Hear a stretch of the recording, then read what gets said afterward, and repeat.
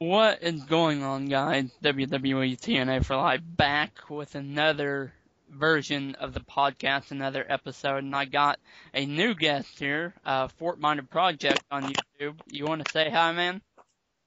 Yeah, what's up, man? Yeah, yeah. He gonna be hopefully guest sometimes here on the podcast, and we'll get him in on here when Mr. Jones can't be on like today. So we'll get go with that. Um, Now Raw is coming up. It's Monday, so of course we are going to talk about Raw. What do you think about all the happening right now with the major storylines, Fort Minor? Yeah, I've been enjoying Raw lately, especially what was going on with Triple H and Brock Lesnar, and how everyone was thinking that Triple H was going to be having his last time in the WWE. And I've been thinking about this a lot lately. I really don't think that's going to be happening, and I hope that we're going to be seeing more of Triple H because honestly, the guy can go for another good few years. I want to say maybe even 5 to even more years, but I want to say about 4 to 5 years, and I can't really see Triple H actually retiring. I do see more out of Triple H and Brock Lesnar, and I would like to see more, at least one more match. They don't have to go for 3 matches or anything, but I do see a possible rematch happening out of those two. Yeah, definitely. I see a rematch happening too. As I've said before, I think Triple H is gonna come back and have his victory over Brock Lesnar, and then we won't see. I mean, maybe we'll see something of Brock Lesnar. I don't know if he's gonna get a WWE title run. I don't know if he's gonna be in WWE that long. But we'll have to see. Do you think Brock will get a WWE title run? As of right now, since we're actually getting towards the end of his contract, I really don't think so. I'm pretty sure he's going to probably be going back to the UFC unless he actually wants to do more than what we've been seeing out of him this year alone. Then probably not as much as I would like another title run out of Brock Lesnar. Yeah, definitely. I think Brock Lesnar going back to the UFC would be a good idea. I know that he wanted to spend time with his family. It's the reason why he left, but then he went and joined the WWE. So, uh, don't know what Brock was really thinking there. I would like to see Brock come back and get his, redemption over Alistair Overeem. But do I think Brock can beat Alistair? I don't think so. Um, but yeah, we'll have to see the whole deal there. So we move on from Brock Lesnar and Triple H to another topic. We got The Rock. The Rock, there's been speculation. Of course there's speculation, and well, it's not really speculation. We know it's going to happen, that he's going to get a title shot at the Royal Rumble. And the question in my mind is, do you think he will win uh, at the Royal Rumble? Yeah, honestly, I can see The Rock winning at the Royal Rumble. Now, I know it's not going to be a long-term title run, obviously not, but I can see that maybe him winning the championship definitely and probably holding it for maybe about a month or two, give or take. And I really would like to see The Rock become WWE champion once again and then have someone else win it from him. I could see him probably losing that at WrestleMania if he's going to be having a match or anything like that, which I'm sure he will probably have a triple threat match with CM Punk and John Cena. I can definitely see that happening. Having The Rock and John Cena again, don't really exactly see that happening at WrestleMania. I probably would see that like maybe at Elimination Chamber, and then that's where CM Punk will come in again, and then have that triple threat match come. So I can definitely see something like that come to play. Yeah, definitely. We haven't seen much of The Rock since the 1000th episode, so we'll have to see what he does when he finally does come back, and see what he has to say about CM Punk jumping him from behind, basically, when he was going for the People's Elbow against the Big Show. So we'll have to see what The Rock has to say about that. So we move on from the WWE title to the World Heavyweight title. Night of Champions is going to be Del Rio versus Sheamus, but I don't think either one of those will walk out champion. I think Dolph Ziggler is finally going to cash in and win. What do you think? Yeah, I was thinking about the same thing. If Dolph Ziggler can actually have his time to be world champion and have a proper run and have this proper title run, then I think it'll actually be at Night of Champions.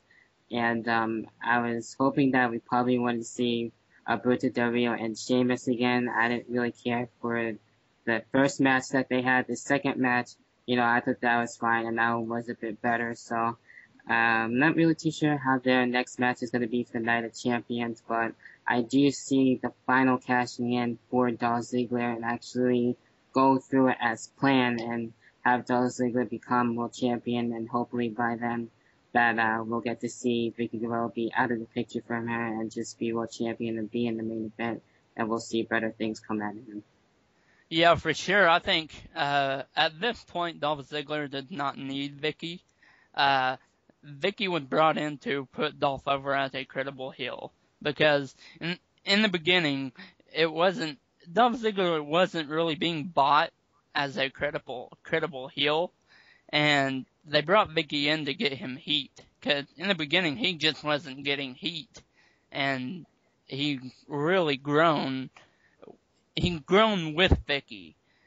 And I think that Vicky has done him a world of good, but it's time for her to, kind of drop. Do you think that's true, or? Hopefully Vicky Guerrero does eventually leave Dolph Ziggler.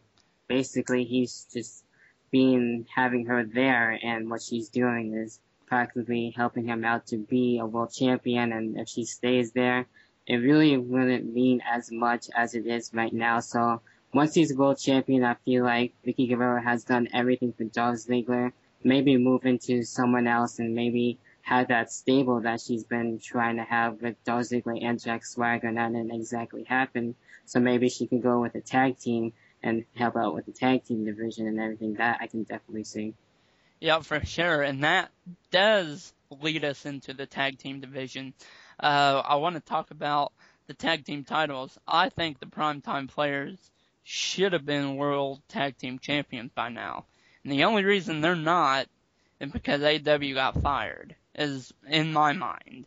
Because AEW was getting them over like crazy.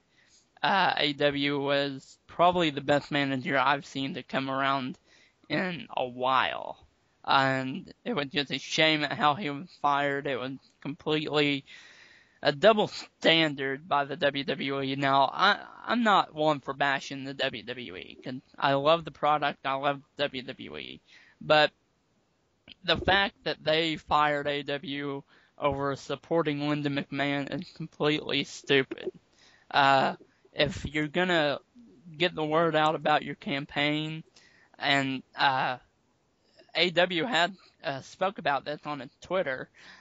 He said he was fired for saying vote or die for Linda and support Linda McMahon. And Vince McMahon got all upset and said that the campaign and WWE are completely separate. They can't make those two connections.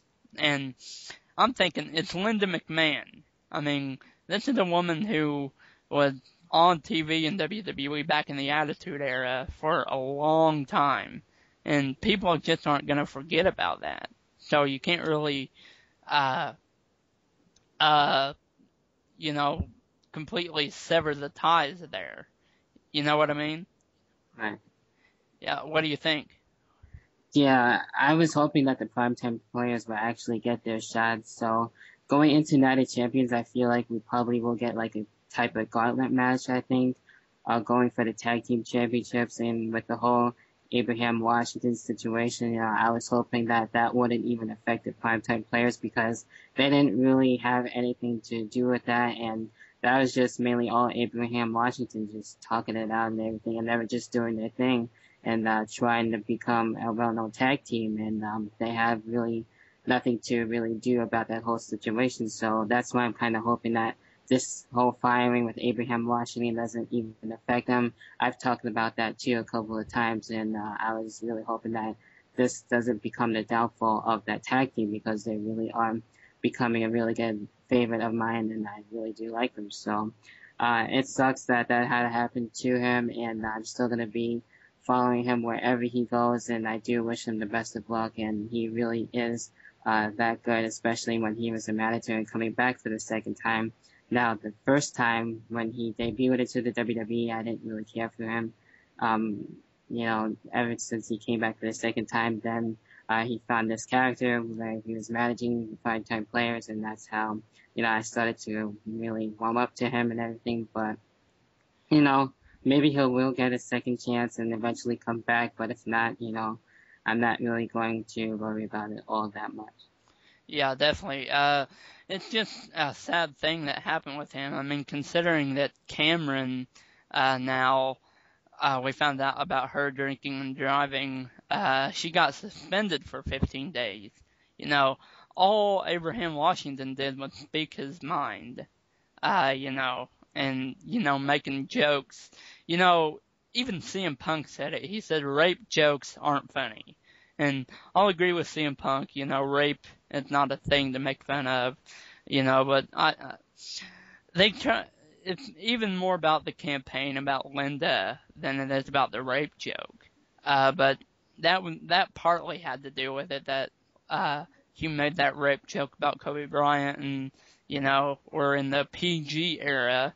So, it's just sad what happened to him. What do you think about the whole issue of double standards with the WWE? I mean, do you think there is any, or do you think this is just one instance of it? Yeah, and that's actually a perfect example of that with the whole thing with one of the dances for Brodus Clay actually being suspended, and when you have Abraham Washington and that whole situation too, when he was on the mic and doing his thing and actually being good as a heel and doing his job. So, to me, I think he really should have been just suspended instead of just fired, and he could have been suspended like for a month and then that'd be it. And I just don't really like how certain situations like that come to play. But we can't really do anything much about it. But that's just how it happens in the crazy world of wrestling. Yeah, definitely. We can. The best thing we can do about it is mainly just voice our opinion on the internet. Not that Vince really listen to our opinion. I mean, he does kind of, but he's still Vince McMahon, and he still knows more than the average wrestling fan in his opinion. So, yeah. That leads into the whole Jerry Lawler situation. This kind of goes back to the WWE title as well. But what do you think about CM Punk and Jerry Lawler? I don't hate it as much as I do Michael Cole and Jerry Lawler. I mean, I can CM Punk's making this, it's kind of a mini feud. It's not a full blown feud, but it's kind of a mini feud. And, CM Punk's just making it really awesome because, he gets playing gets the most bad guy heel you can think of. He's making it a really interesting storyline with Jerry Lawler. Now, do I think Jerry Lawler needs to be in the ring with him? No. Although it did do its job at getting Punk over as a credible heel. I mean, do you agree with that, or? Yeah, I definitely agree. And with this whole thing, I feel like people are taking it way too seriously.